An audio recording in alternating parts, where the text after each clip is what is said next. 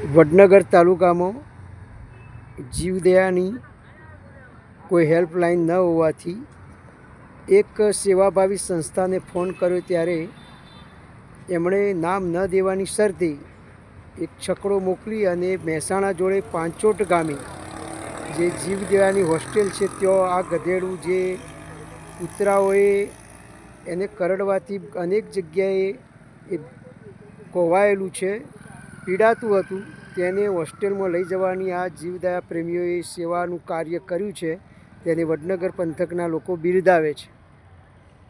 આ વડીલ જે આવ્યા છે એ પણ સારું આવું કામ કરે છે.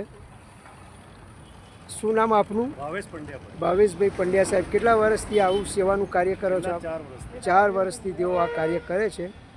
ભાવેશભાઈનો અત્યારે આપણે આભાર માનીએ છીએ. આ અશોકભાઈ ચૌહાણે આ કાર્યને ઉપાડી અને પાંચોટ મુકામે એમના છકડામાં કિરણભાઈ ચૌહાણને બંને મૂકી જવાને છે, ત્યારે આપણે વડનગરવાળા બધા જ લોકો એમનો આભાર માનીએ છીએ.